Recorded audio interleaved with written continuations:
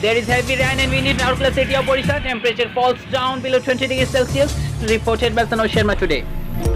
Many that said houses have fallen today, especially in Banjamunda city of Sector 8. There is reported that one Mishra's house has fallen down and the people are on the road. The family is looking forward for help from administration in this regard today.